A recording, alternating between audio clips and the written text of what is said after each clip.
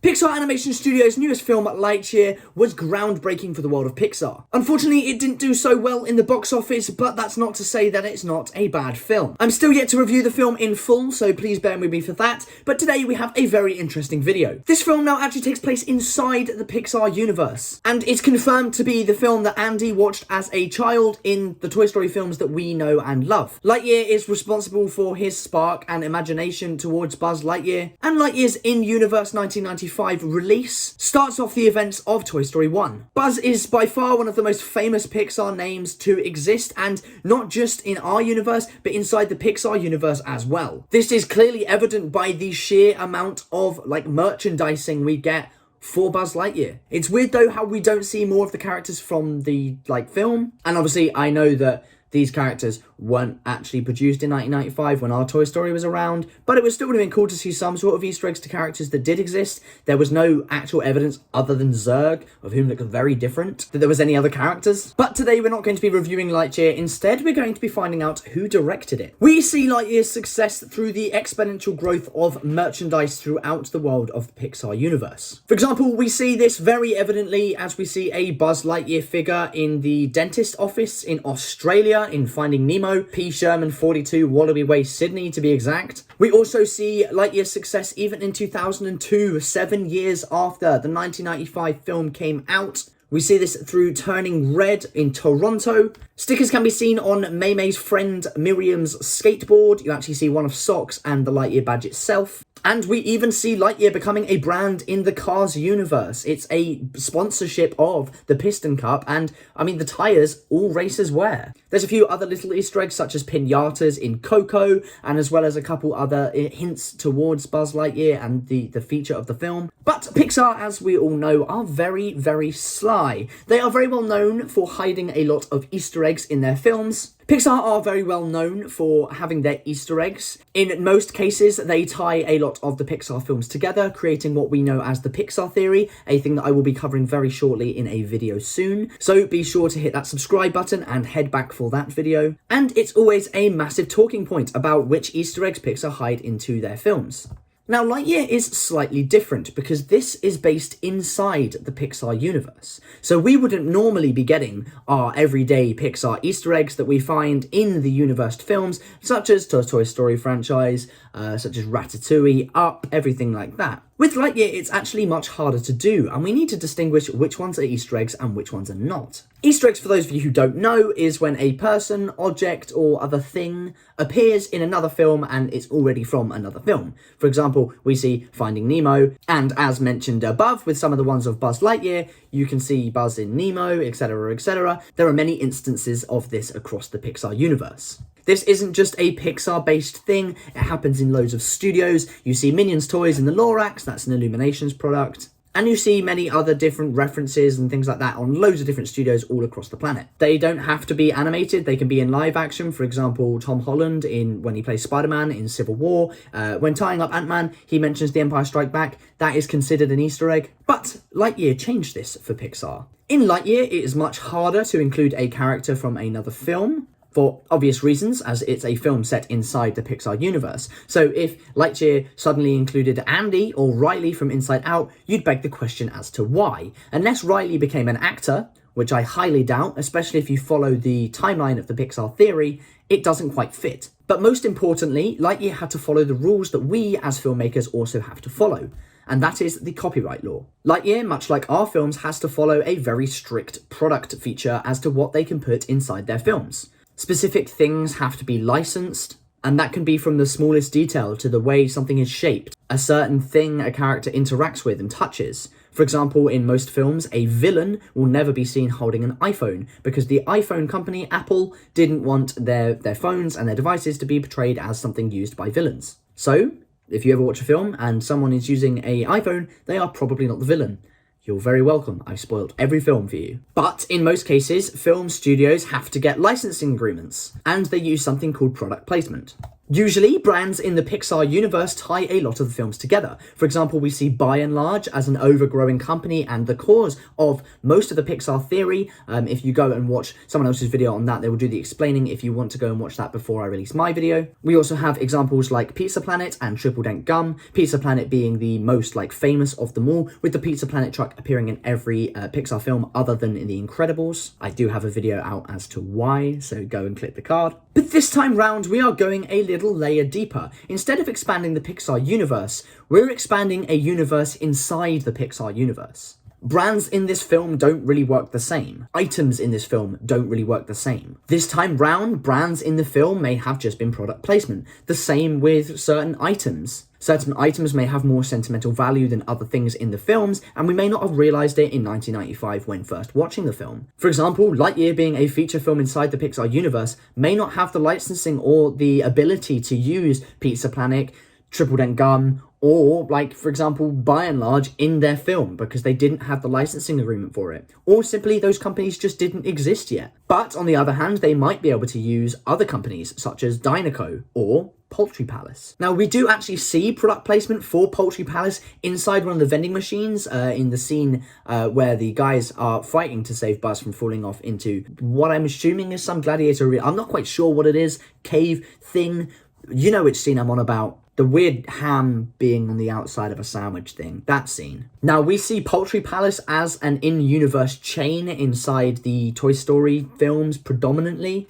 We see other Easter eggs for Poultry Palace in other Pixar films. But we actually get an entire short film based on Poultry Palace. In this film, we meet a miniature Buzz Lightyear toy. And at the time of that short film's release, that was no big deal. But Poultry Palace being in a 1995 production, selling a Lightyear toy links the fast food chain to the film, therefore giving an in-universe item significance in the Lightyear film. And this could be a mutual promotion for the film, just like we have McDonald's Happy Meal toys promoting films. They are horrendous now, so McDonald's, get your act together. But back in the day when I was growing up, they were much, much better and promoted loads of films. But the reason I talk about promotion and product placement is because that was the only sort of Easter eggs I have currently found, and a lot of us have currently found. One thing I noticed was the distinct lack of Pixar Easter eggs that we are used to seeing. There was not a lot of references to past Pixar titles, which we are used to seeing as a Pixar film, but it was to be expected as it's not a Pixar film, it's a film inside the Pixar universe by someone who doesn't know they're inside the Pixar universe, and it's very confusing. Normally Pixar include loads of these references. They include people, props, anything, buildings. But this film was very, very different. Except for one major Easter egg, which has never appeared in any other production other than the universe it was originated in. I'm talking about the Scream canisters from Monsters, Inc. Scream Energy provided a pivotal role in the Monsters, Inc. and Monsters University films, even in the Monsters at Work short, which I did actually do a review of on my channel, so please go and check that out if you do enjoy. Let me know what you think as well. We then find in the film that laughter and Scream Energy are two very, very important things to the monster world. They are very, very vital for keeping things alive, and it's a much more renewable energy source. And the reason that people weren't getting as scared as they used to be, the whole premise of Monsters Inc. is because people are watching films, people aren't scared anymore, people aren't scared of the miniature things. And this was widely known across the Monsters universe. But no human had ever stepped inside of that Monsters universe. That is, until Boo decided to go a-wandering. Now, it was widely stated in Monsters Inc. and in Monsters University that no children had ever entered the monster world before. Monsters had entered the human world, and they had used various different ways of getting that scream power, but they had never ever seen anything like the events we saw in Monsters Inc.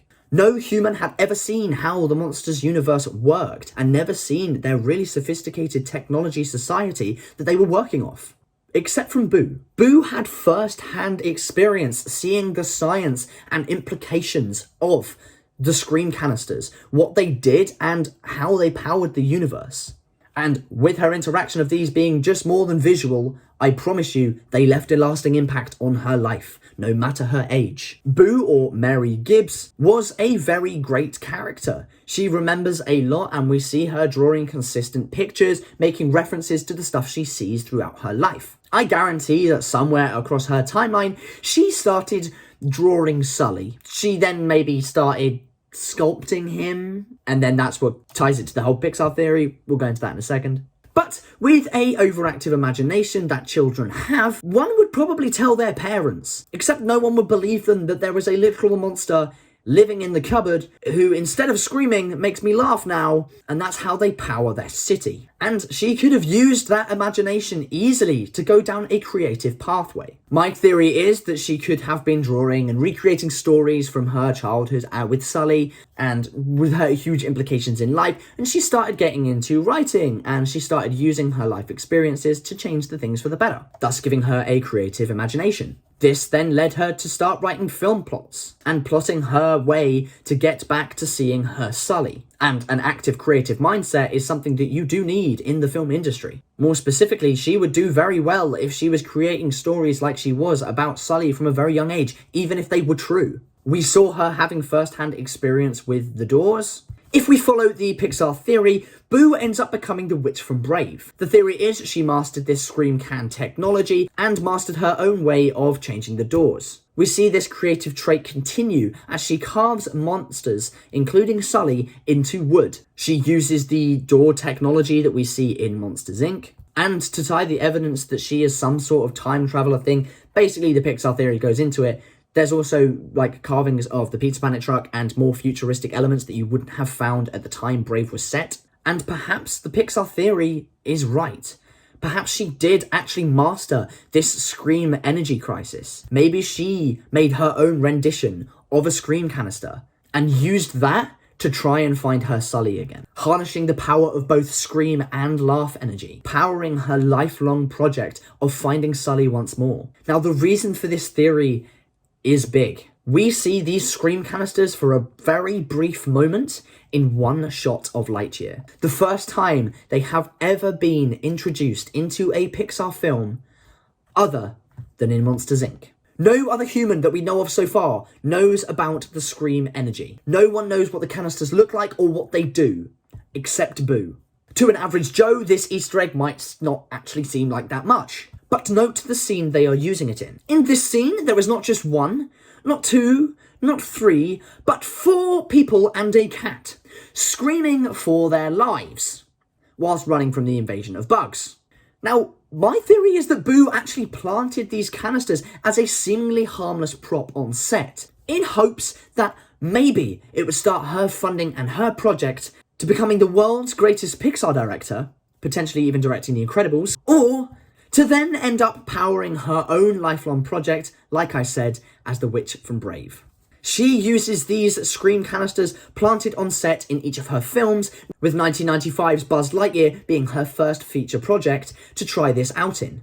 There's no chance they got this film in one take, right? So she fills up the canisters over a series of takes, and across the different films and across the different scenes that she uses, she hides them better and better. She then basically creates a farm through her love of film of this screen and laugh canister energy, then powering her own version and her own research into how the doors work. The timeline of this also adds up very, very well. Monsters, Inc. is believed to be set around 55 to 60, 1955 to 1960. This is due to the lack of advanced toys, technology, the clothing, but most notably the use of opening day attraction posters from Disneyland. Disneyland opened its doors to the public on the 17th of July 1955, landing that in the perfect time for Boo to grow up. Another piece of evidence that this is the right sort of time period is the Jessie doll that we see in Monsters, Inc. Now, Jessie dolls are supposedly very rare, very antique, prized possessions, and we see this introduced through Toy Story 2, the Woody's Roundup TV show.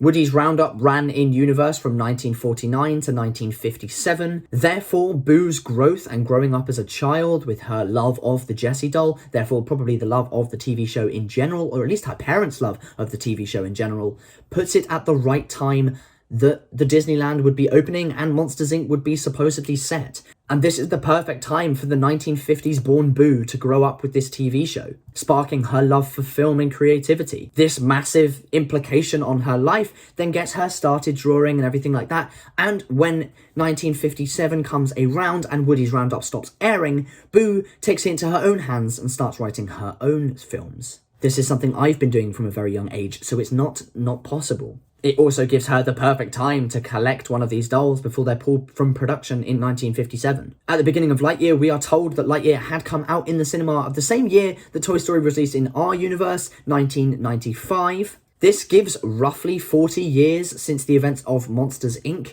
to the events of Toy Story / Lightyear for Boo to grow up. 40 years is the perfect time for Boo to grow up, learn about film, take in her own life lessons and things she's learnt, direct a few little short films here and there, before making her debut as the biggest director in Pixar's history, taking on a full-on blockbuster in 1995 that is Lightyear. She then includes these Scream canisters to harness the energy of the wonderful employees that she has working for her, the cast and crew, who, without a doubt, do not know that they are being tricked into a grand scheme, the which we end up seeing in Brave, aka Boo, aka Mary Gibbs. The reason she was able to do her own research to finding Sully again is through her directing career. Or, alternatively, I'm just completely wrong. This is a theory at the end of the day. I'm quite proud of this one. Alternatively, I could just also be correct and Boo is actually directing Lightyear, and instead of doing some big evil grand scheme to do her research to going to see Sully, she could just be including the canisters as a fun prop in her film. But the point still stands. Boo is so far the only person in the whole Pixar timeline to know about Scream energy. So unless Sully, Mike, Randall, or any of the other Monsters gang are directing Lightyear, I think Boo is our best pick at who directed Lightyear. What do you guys think? Please let me know down below in the comments section. Do you guys disagree? Do you agree? Let me know what you think. Please leave a like and subscribe if you did enjoy the video. It is free and it helps me out so much. I love doing these videos and I'm so proud of a theory that actually I made by myself and I was not beaten to. I actually got there first this time. I might be completely wrong, but I'm on cloud 9, so please hit that like button and let me know what you think. Do you think Boo manipulated her cast, crew, and audience of Lightyear with her directorial skills, as well as any other features that she may have created inside the Pixar universe, to fund and do her research for her wonderful project we see end up paying off in the end of Brave? Will we ever see her reuniting with the wonderful Sully? Who knows? But for now, that's been another video. Thank you very much. Please like and subscribe, and I will see you very shortly. Peace.